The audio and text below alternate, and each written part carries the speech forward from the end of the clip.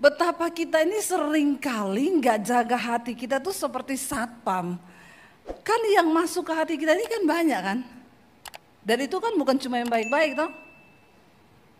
Setiap hari itu kita pengennya sih baik, bener nggak? Tapi kan kita nggak bisa mengontrol, kamu ngomong yang baik dong sama saya. Kan kita berhadapan dengan orang yang seringkali kita juga nggak tahu dia mau ngomong apa sama kita. Kadang kan kita nih lagi baik-baik, hati lagi baik, dan tiba-tiba ada orang datang. Kamu tahu nggak? Saya tuh denger loh, dia tuh cerita tentang kamu gini. Kalau saudara bertindak seperti satpam, ngerti nggak saudara? Saudara kan gini, tunggu dulu. Ini pentingnya apa? Untuk dimasukin ke hati saya. Kamu mau apa? Itu ibaratnya menjaga hati. Jadi kalau kita ini menjaga hati kita tuh benar-benar seperti satpam waktu dia ngomong gitu, penting gak ini dimasukin ke hati saya? Halo, amin. Kita kan setiap hari menghadapi gitu, yang anak ngomong, yang suami ngomong, lalu kita tersinggung, lalu kita marah. Nah kalau kita masukin semua hal-hal yang buruk, yang jahat, yang negatif, maka hati kita ini jadi tempat penyimpanan yang buruk-buruk semua, yang busuk-busuk. Nah orang itu kalau hatinya disimpan yang busuk-busuk semua. Makanya saudara, bapak-bapak, lagi nyetir di jalan, tiba-tiba ada yang ngelanggar gitu. Ya, itu saudara pasti langsung bereaksi emosi. Ini orang maunya apa ya? Oh belum tahu saya ya, oke situ jual saya beli. Saudara tancap gas. Padahal kan itu perkara yang sepele. Coba kalau hati kita ini terjaga, hati kita tuh yang bersih, dia ngelanggar, ya mungkin dia lagi mau beli obat kali istrinya pingsan. Ya enggak? Oh dia mau ke rumah sakit kali dia lagi sakit. Kan jadinya kita enak, tidak semua tuh kita masukin. Jadi hati-hati Bapak Ibu. Kita ini disuruh menjaga hati dan menjaga hati itu bukan urusannya Tuhan loh. Urusannya kita ya. Kita lihat dulu bersama kenapa kita perlu menjaga hati. Karena yang pertama Tuhan gak tertarik dengan semua yang ada di luar kita, tapi Tuhan tertarik dengan hati.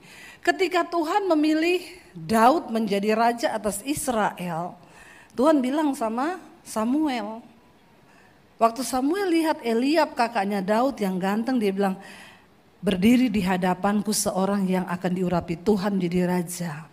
Tapi Tuhan bilang, Samuel, ada di 1 Samuel 16 ayat 7. Tapi berfirmanlah Tuhan kepada Samuel, janganlah pandang parasnya atau perawakannya yang tinggi. Sebab aku telah menolaknya. Bukan yang dilihat manusia, yang dilihat Allah. Manusia melihat apa yang di depan mata, tapi Tuhan melihat hati. Jangan tertipu dengan pandangan mata kita. Manusia itu hanya melihat yang di depan mata. Kita kalau lihat orang juga selalu yang kita nilai yang terlihat kan. Coba lihat kanan kirimu. Saudara bisa tahu apa yang ada di hatinya dia? Enggak. Walaupun dia tersenyum kepada saudara, tapi belum tentu hatinya juga tersenyum. Iya Pak ya? Ya, orang bisa tersenyum depan kita, tapi hatinya busuk, siapa yang tahu? Tapi Tuhan itu maha tahu. Kenapa Tuhan tertarik dengan Daud dan dia mengangkat Daud? Karena Tuhan melihat hati Daud. Daud itu punya banyak kepahitan sebenarnya dalam hidupnya. Di tengah keluarganya aja dia diasingkan. Dia nggak ikut latihan militer seperti semua kakak-kakaknya. Dia cuma disuruh mengembalakan kambing domba. Tapi Daud nggak memasukkan itu dalam hatinya sebagai sesuatu yang bisa mencegah dia untuk menjadi sukses dalam masa depan. Saudara bisa bayangkan ketika Samuel bilang, Isai besok salah satu dari anakmu akan diurapi Tuhan menjadi raja. Besok ajak anakmu dan kita akan datang ke satu acara. Kata Nabi Samuel ini nabi besar loh. Kan harusnya kalau salah satu dari orang anak laki-lakimu, termasuk Daud enggak? Termasuk kan? Tapi hari itu semua kakaknya pakai baju bagus, ya. Dan pagi itu mungkin mereka udah lihat ganti baju. Daud bilang, "Pak, aku pakai baju apa?" Semua ikut kecuali kamu. Kau enggak usah ikut. Kenapa? Enggak punya tampang kau jadi raja. Kau prajurit aja enggak. Jadi nanti kakakmu semua berangkat, kau gembalakan kambing domba yang cuma berapa ekor itu. Itu pahit enggak saudara? Pahit. Daud tertolak oleh keluarganya sendiri. Tapi Daud tidak membiarkan hal itu masuk ke dalam hatinya. Dia dengan sukacita ngomong, "Oke Pak, aku pergi dulu ya menggembalakan kambing domba." Coba kalau Gen Z zaman now digituin. Naik ke apartemen dia lompat. Hello. Banyak hari-hari ini orang membiarkan hatinya hancur. Saudara beli handphone. Mau itu handphone mahal atau tidak, tapi handphone itu berarti.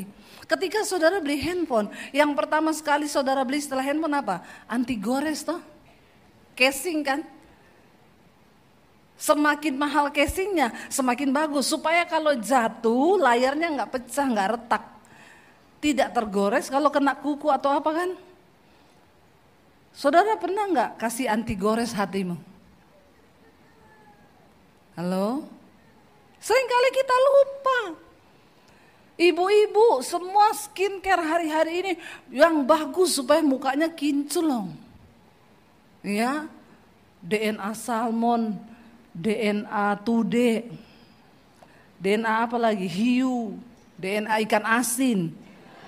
Ya, semua supaya muka jadi bagus. Tapi kan itu hanya yang di luar. Sebagus apapun yang ada di luar, Tuhan tidak pernah tertarik. Ingat, Tuhan itu melihat hati. Kenapa hati kita harus diuji, saudara? Yang kedua, karena apa? Doamu didengar atau tidak, hidupmu diberkati atau tidak, itu tergantung hatimu. Coba kita buka Mazmur, ya, Mazmur 66 ayat 17 dan ayat 18. Mazmur 66 ayat 17 dan ayat 18, baca bersama. Kepadanya aku telah berseru dengan mulutku, kini dengan lidahku aku menyanyikan pujian. Seandainya apa? Ada niat jahat dalam hatiku, tentulah Tuhan tidak mau apa? Mendengar. Kenapa banyak orang berkata, Tuhan aku nih berdoa sudah puluhan tahun. Aku berseru kepada Tuhan udah lama, tapi kenapa doaku tuh gak didengar? Saudara, di gereja pun ketika kita nyanyi, tidak semua nyanyian kita tuh tembus ke surga loh. Daud bilang, aku berseru dengan mulutku dan sekarang lidahku itu menyanyikan pujian. Tapi kalau ada niat jahat di hatimu, maka Tuhan tidak mau mendengar. Entah itu doamu, entah itu pujianmu. Saya selalu berkata, buat kita para tim PPW di gereja, biar suaramu itu bagus, bisa pecah suara 1, 2, 3, 5, 10, 17 suara kau pecah-pecah di situ. Kalau hatimu ada yang jahat, maka percuma semua kegiatan-kegiatan yang kelihatannya rohani dari hidup kita ini, itu semua tidak ada hitungannya sama Tuhan. Kita pun nyanyi di sini, itu Tuhan tidak mau mendengar. Makanya Yesus berkata, kalau engkau datang ke tempat ibadah, ke rumah Tuhan, lalu engkau ingin mempersembahkan apapun itu, uangmu, penyembahanmu, doamu, ingatlah terlebih dahulu apa yang ada di hatimu tentang saudaramu. Kalau kau marah sama saudaramu, tidak usah kau kasih persembahan, Yesus bilang, pulang dulu. berdamai dulu dengan orang itu, barulah kau layak untuk memberi persembahan, karena itu yang berkenan kepada Tuhan. Berapa sering kita ini hanya menjaga hal-hal yang ada di luar diri, tapi kita gak pernah kasih hati kita anti gores. Kita gak pernah menjaga hati kita yang terluka ini harus cepat untuk sembuh. Karena kalau hati kita ada niat jahat, ada sesuatu yang tidak benar, Tuhan tidak mendengar doa kita. Bapak Ibu, kita perlu terus menjaga hati. Kenapa? Karena Matius 15 ayat 19-20, di sana Tuhan Yesus berkata begini. Matius 15 ayat 19-20. Karena apa? Dari hati timbul segala pikiran jahat, pembunuhan, persinahan, percabulan, pencurian, sumpah palsu dan hujat. Itulah yang menajiskan orang. Waktu hati kita ini tidak kita jaga, kita terus biarkan yang kotor masuk, kita terus biarkan hal-hal yang buruk masuk, kita tampung semuanya, maka cepat atau lambat itu akan mempengaruhi karaktermu. Dan engkau tidak mungkin menjadi orang yang berkenan kepada Tuhan. Waktu kita biarkan hal-hal itu ada dalam hidup kita, saudara, maka ya Tuhan itu terhalang juga semua berkat Tuhan. Lihat Yeremia 17 ayat yang ke-9 dan ke-10. Yeremia 17 ayat 9 dan 10, baca dengan suara yang keras, 1, 2, 3.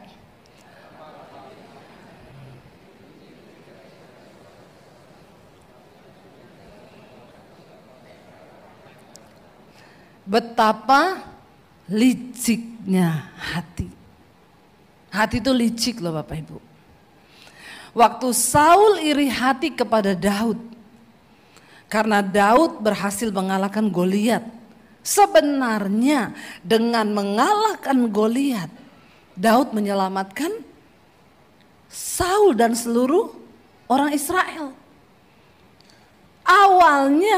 Awalnya Saul berterima kasih karena kemenangan ada di barisan orang Israel.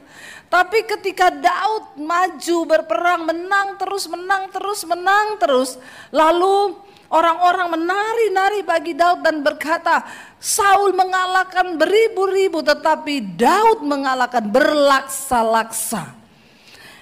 Lalu timbullah iri hati. Saul mulai berkata gini, wah bahaya nih, nanti lama-lama dia nih yang dipuji-puji, bukan saya. Bapak Ibu, seringkali tanpa kita sadari dalam hidup kita, dalam kita berkeluarga, kakak adik, sering timbul hal-hal iri hati dalam hati kita. Sering timbul hal-hal yang jahat. Sering di hati kita ini ada niat-niat yang berkata, sekarang dia mulai gini. Waktu ada niat-niat jahat, iri hati, sakit hati, panas hati, maka saat itu juga kita sedang tidak berkenan loh kepada Tuhan. Kita jangan bicara dosa itu bersinah toh. Sebab Tuhan dengan jelas berkata di sini, Dia Tuhan yang melihat hati. Lanjutkan ayat yang ke-10 tadi Yeremia. Ayat yang ke-10 berkata apa? Aku Tuhan yang menyelidiki hati, yang menguji batin untuk memberi balasan kepada setiap orang setimpal dengan tingkah langkahnya, setimpal dengan hasil perbuatannya. Betapa liciknya hati manusia ketika kita biarkan semua yang jahat tadi, sakit hati, kata-kata yang kotor masuk dalam hati kita. Lama-lama hati kita bisa membatu. Itu yang disebut keras hati. Orang kalau sudah keras hati maka dia jauh dari pertobatan. Kenapa Tuhan itu sangat-sangat mengangkat Daud dan mengasihi Daud? Cuman satu, karena Daud itu punya hati yang lembut di hadapan Tuhan. Apa itu hati yang lembut? Mudah bertobat. Waktu engkau mungkin benci sama orang, tapi tiba-tiba Roh Kudus berkata, Tuhan berkata, jangan benci, lepaskan pengampunan. Apakah kita ini mau berkata, ya Tuhan, aku mau melepaskan pengampunan Tuhan. Waktu kita belajar untuk mendengar Tuhan. Saya itu saudara, ada satu orang yang sering saya tolong. Ada masalah apa, dia WA sama saya. Waktu dikejar utang gak bisa bayar, dia minta tolong sama saya tolong. Ketika anaknya mau masuk sekolah, dia WA saya, uangnya kurang, bisa bantu enggak untuk pendaftaran anak saya bayari. Setiap kali ada apa tuh minta tolongnya tuh ke saya. Tapi saya ketemu banyak orang yang kenal dia. Orang-orang itu bukan 1-2 orang, banyak orang yang cerita, dia tuh suka jelek-jelekin kamu loh. Jadi hidup ini belum keras kalau saudara itu belum mengalami orang yang sering kau tolong itu jelekin kau. Orang yang nikmati uangmu, di saat yang sama dia menjelek-jelekin kita. Berarti hidup belum keras kalau belum begitu. Kalau kita dijelekin orang, dijelekin teman, dijelekin musuh itu mah biasa. Tapi dijelekin orang yang sering kita bantu, itu sih sudah tingkat dewa. Itu sudah strata tertinggi. Iya enggak saudara? Kasta tertinggi tuh. Kita sering bantu dia, tapi dia jelekin terus kita dimanapun. Dan ini bukan 1-2 orang loh, banyak orang yang saya temui yang saya dengar dia tuh jelekin saya. Sampai orang-orang itu semua ngomong, ngapain sih Bu ditolong terus? Udah gak usah ditolong aja, itu orang gak tahu diri loh. Kalau mendengar seperti itu, saudara, kalau saudara kira-kira bersikapnya seperti apa? Kalau saudara jadi saya, berhenti tolong kan? Ini ada orang atau tidak ya? Saudara itu punya perasaan atau tidak? Saya ini lagi bertanya kepada saudara. Kira-kira kalau saudara jadi saya, lalu orang itu gituin kita, saudara berhenti enggak tolong? Jujur sekali jemaat ini. Iya, yes, dan saya juga begitu. Apalagi semua orang enggak usah tolong orang kayak begitu. Enggak ada gunanya, buktinya jelekin kamu terus loh.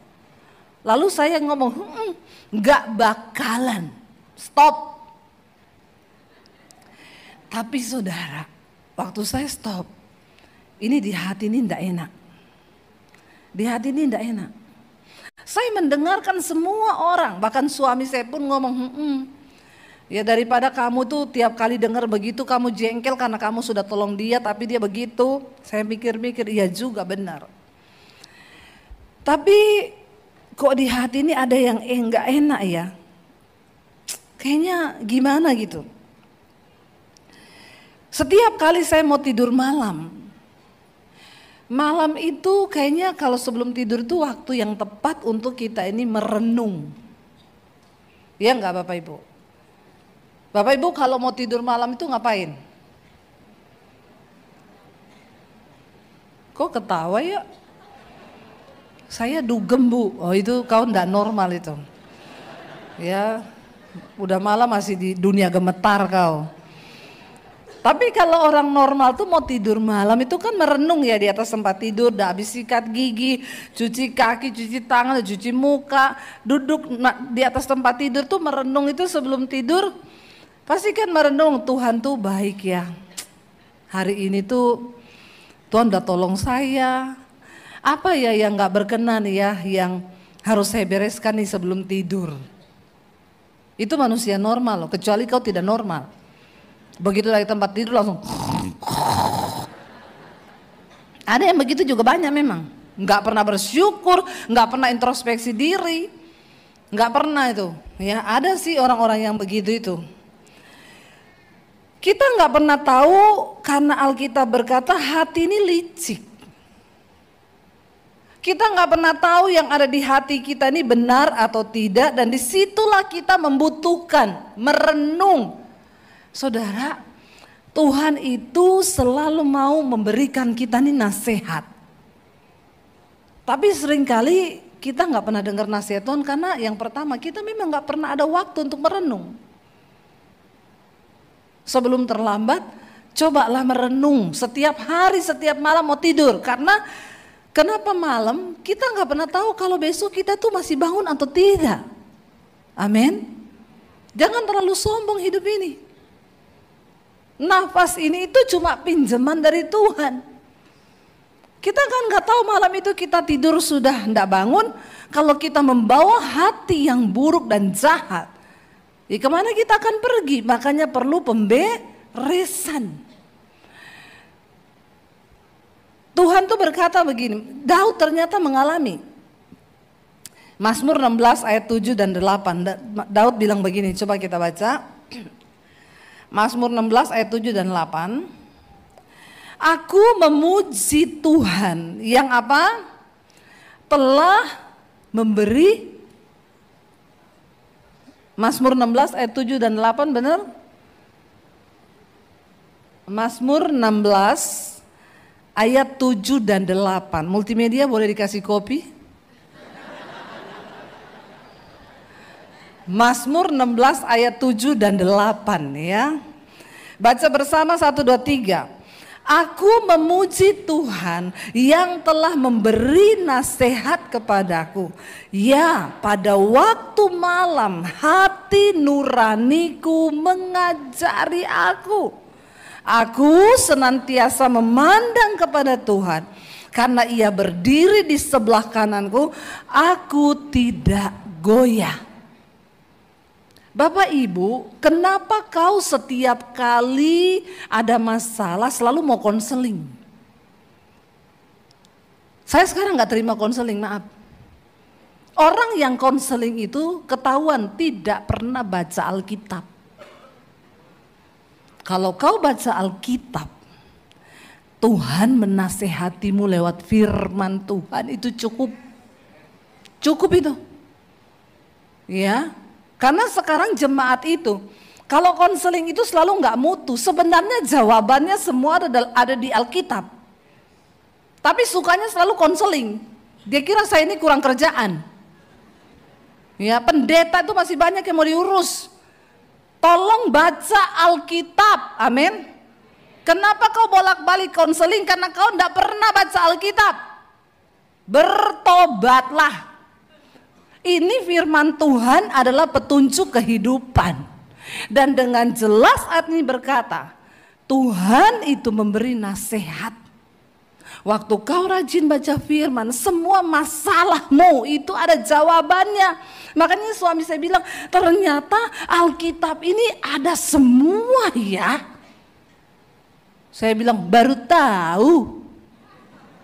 Kenapa orang Kristen tuh konseling terus? Saya tahu jawabannya, karena kau tuh enggak pernah baca Alkitab.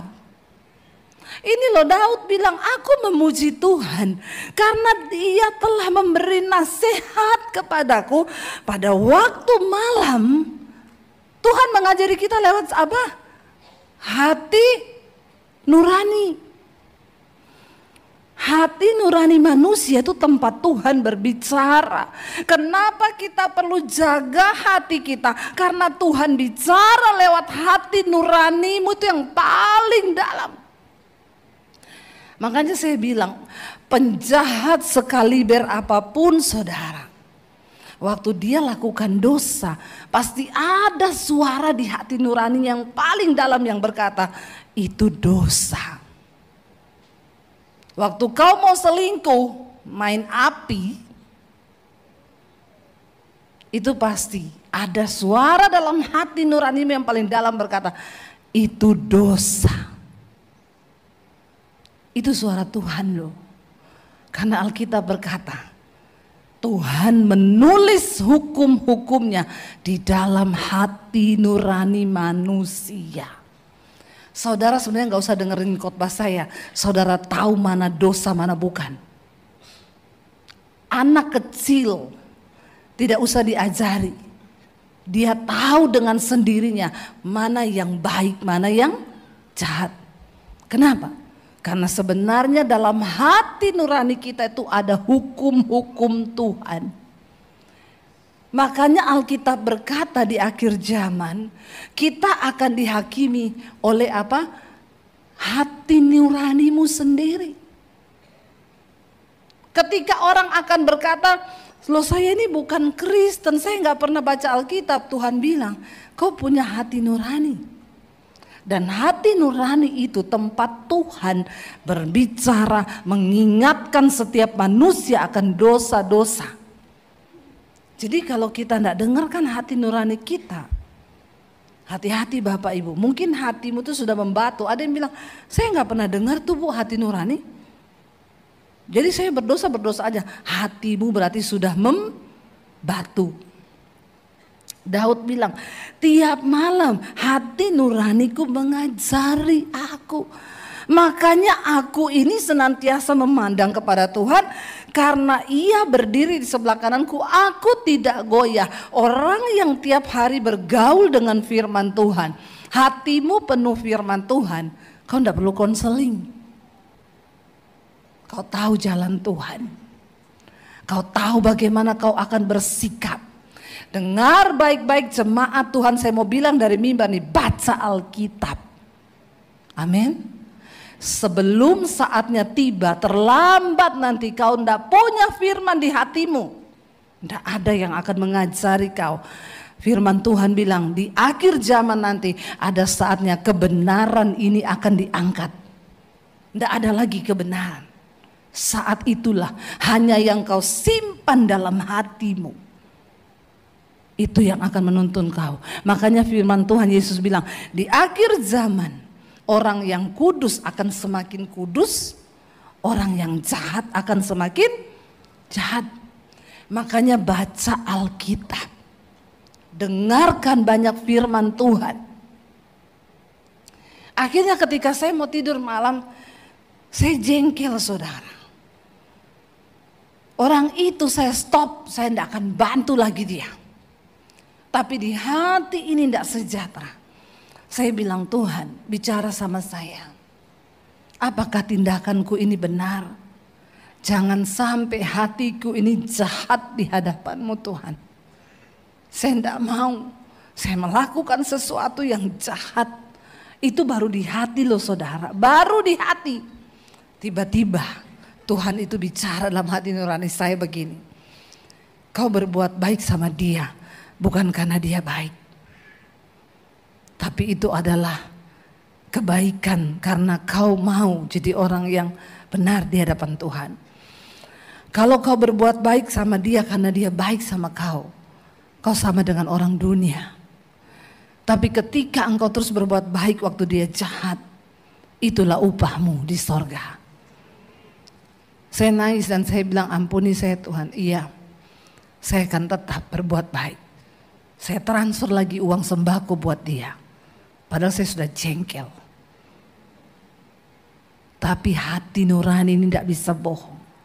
Dan kalau kau simpan terus hatimu itu dengan firman. Firman itu mengendalikan engkau saudara. Kau tidak akan salah melangkah. Saya itu kemarin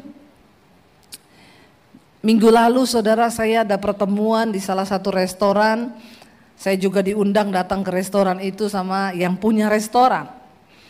Ketika kita sudah pesan makanan, minuman, saya pesan jus sama suami. Saya duduk di kursi, tas saya taruh di belakang saya.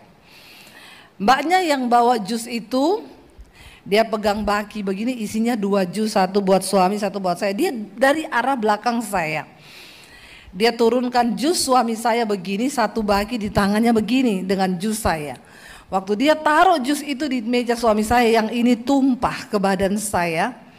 Semuanya belakang itu basah sampai masuk ke celana saya di belakang, sampai separohnya ketuang di dalam tas saya. Dan tas saya separuh isinya jus. Enak sekali saudara tertawa. Ya, saudara mendengar cerita ini dan saudara tertawa. Kalau saudara dari saya, ya, saya melihat ke tas saya, isinya merah semua cairan air. Saudara,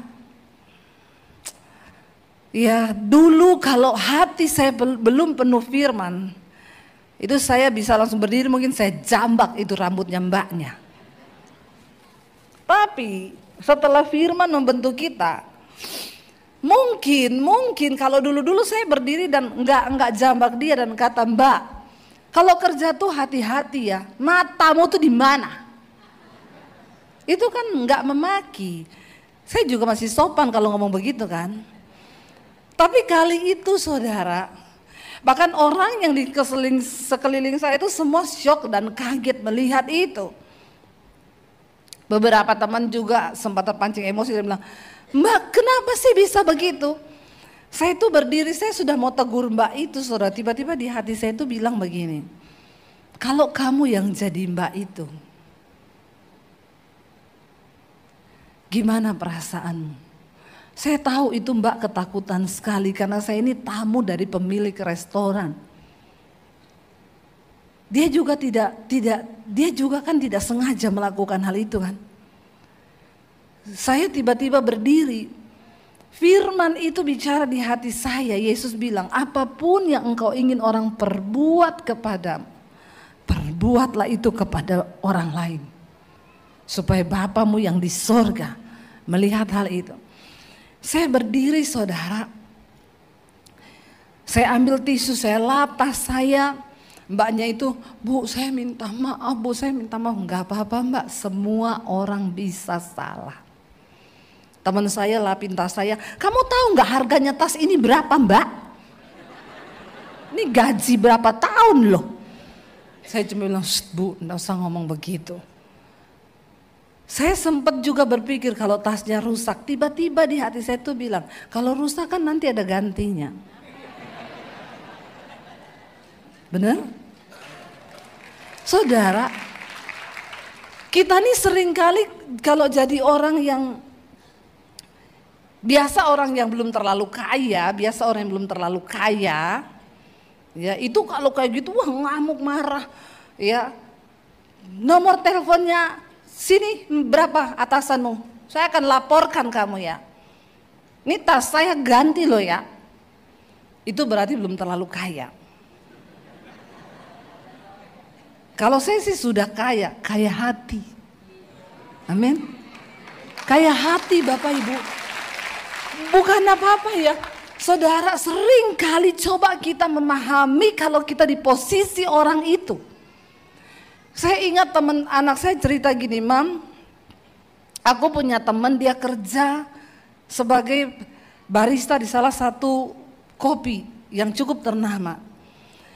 Jadi temannya anak saya ini curhat sama anak saya. Dia bilang begini, aku tuh stres banget loh, papa mamaku mau bercerai. Setiap hari aku hanya mendengar pertengkaran dan aku harus bekerja untuk mencukupi kebutuhan hidupku sendiri. Dan ketika pikiranku lagi tidak tenang, saya bikinin kopi untuk seorang pelanggan dan salah campur susunya. Sebenarnya masih enak, tapi ibu itu protes dan marah. Dia langsung viralkan itu di sosial media, di tag nama orang itu dan diangkat di nama kopi itu. Dalam waktu berapa menit langsung dari pusat telepon saudara orang ini. Dan dia bilang, kamu kehilangan pekerjaan, kamu tahu kamu sudah. Saya dalam hati saya, seringkali kita tuh tidak mencoba berada di tempat orang lain.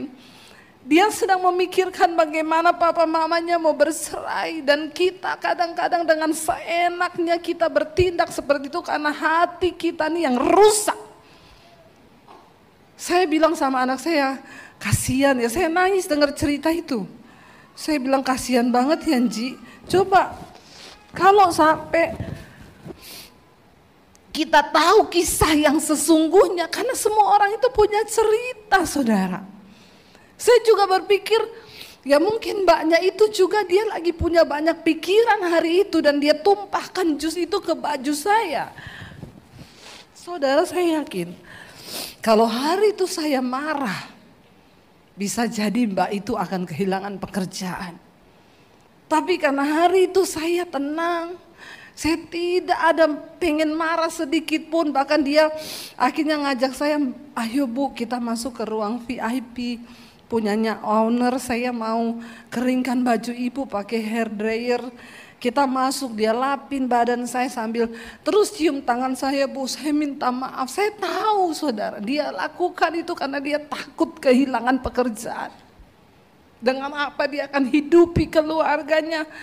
Saya cuma bilang, Mbak hati-hati, lain kali coba kalau Mbak kena ke orang lain Mbak, mungkin Mbaknya bisa kehilangan pekerjaan. Dia bilang, iya Bu, terima kasih ya Bu, terima kasih. Dan hari itu seperti tidak terjadi apa-apa. Bapak Ibu, kalau hatimu itu penuh dengan firman Tuhan. Hari ini saya melihat banyak orang sombong. Ya. Di hotel aja, masuk hotel. Banyak saudara. Lihatlah ada petugas lift yang pencet. Kenapa sih nggak ngomong makasih ya Pak? Ada orang-orang yang sok kaya masuk nggak pernah ngomong apa-apa, cuma lantai 18. Dalam hati saya, kau itu seperti kau robot yang bernafasmu itu cuma di-charge pakai baterai. 1 menit aja Tuhan tahan napasmu, mati kau. Nggak usah terlalu sombong. Jadi orang tuh biasa aja. Ya ada orang-orang begitu. Saya masuk di lift saudara, gayanya itu lihati dari atas sampai bawah. Semewah apapun mobilmu, Tuhan tuh gak tertarik dengan itumu. Tuhan gak tertarik dengan apapun yang kau miliki di dunia ini. Dia tertarik hatimu tuh loh. Seringkali kita ini orang Kristen gak bisa jadi berkat. Baru kaya sedikit. Kayak gitu-gitu tuh orang kaya sedikit. Ya. Kalau merasa dihina, difitnah, jangankan ini ya. Kau saja bisa saya beli loh. Berapa hargamu? Aduh, itu biasanya belum terlalu kaya. Sok kaya. Ayo Bapak Ibu, kalau kita ini jadi orang kaya yang punya kaya hati, sekalipun kita direndahkan, sekalipun kita diapain, coba kita tempatkan posisi kita di tempat orang lain itu, sehingga kita ini bisa menjadi berkat. Yang terakhir saya pengen saudara, Daud berkata, aku tuh memuji Tuhan yang memberikan nasihat kepadaku, supaya hati nuraniku mengajari aku. Ayo hari ini jaga hati nurani kita, buang semua hal-hal yang tidak berkenan. Ayo buang. Suami-suami seringkali kau marah melihat sikap istrimu, tapi coba kalau kau coba mengerti kedalaman hati istrimu itu, kau pasti gak akan buru-buru marah. Seringkali kita cuma terpancing marah, berantem, akhirnya sampai mau bercerai. Tapi kalau kita mau duduk bersama, bicara dari hati ke hati. Sekali-sekali bicara tuh yang cuma pakai mulut, tapi pakai hati. Waktu kita pakai hati, kita coba memahami perasaan istri kita, kita coba memahami perasaan suami kita. Ada suami saudara, pulang kerja ngomong ke istrinya, saya tuh pergi kerja kamu pakai daster, pulang juga kamu masih pakai daster. Dia tuh nggak tahu istrinya seharian ngurusi rumah, nyuci, ngepel, ngurus anak. Ya kalau saya balas, emang lu siapa Raffi Ahmad? Kalau kau Raffi Ahmad, kau bisa bicara begitu. Raffi Ahmad tuh gaji istrinya 500 juta 1 bulan. Dia nggak pakai daster, kerjaannya salon, ngurusi kecantikan. Lah gaji sehari 50 ribu. Nuntut istri seperti itu. Ya coba Bapak Ibu, coba merenungkan seandainya kita ada di posisi orang itu. Ya, supaya kita ini belajar. Nah, Lukas 6 ayat 45 yang terakhir, saya undang para imam musik maju. Lukas 6 ayat 45 dikatakan begini, kita baca bersama 1, 2, 3. Orang yang baik mengeluarkan barang yang baik dari perbendaharaan hatinya yang baik. Orang yang jahat mengeluarkan barang yang jahat dari perbendaharaannya yang jahat. Saudara, perhatikan, karena apa yang diucapkan mulut itu meluap dari hati. Jadi nggak ada orang bilang gini, itu kan cuma di mulut, cuma bercanda. Kalau hatimu jahat, yang keluar dari mulutmu jahat. Hati ini tempat penyimpanan.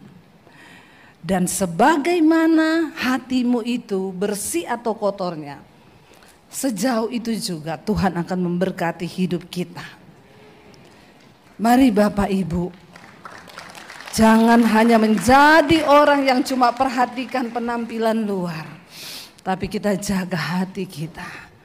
Kalau istri memahami hati suami, suami memahami hati istri, anak-anak memahami hati orang tua. Yang terjadi hari-hari ini adalah tidak ada lagi orang yang memahami dari hati ke hati. Suami tuntut istri, istri tuntut suami, anak-anak dituntut orang tua dituntut anak. Tapi coba kau pahami hati anakmu hari ini. Karena setiap orang itu punya rahasia hati. Waktu kita tidak memahami, kita cuma bisa saling menyalahkan. Tuhan gak mau itu, yang Tuhan mau. Kita minta hari ini Tuhan selidiki hati kita. Bangkit berdiri bersama. Ampuni kami Tuhan, kalau sering kali kami sibuk menghakimi suami, istri, anak-anak, bahkan orang lain. Tapi kami kurang memahami hati orang yang ada di sekeliling kami. Hari ini Tuhan, kuduskan juga hati kami, supaya kami menjadi orang-orang yang menyimpan segala sesuatu yang baik di hati ini.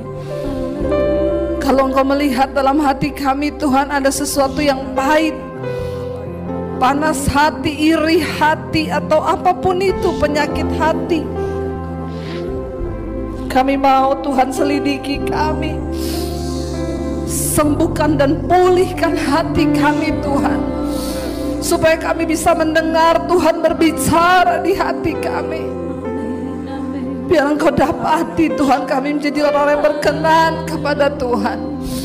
Di penghujung tahun ini kami mau bereskan semua hati kami, supaya kami masuki tahun yang baru dengan hati dan hidup yang baru, dengan berkat yang baru dari Tuhan.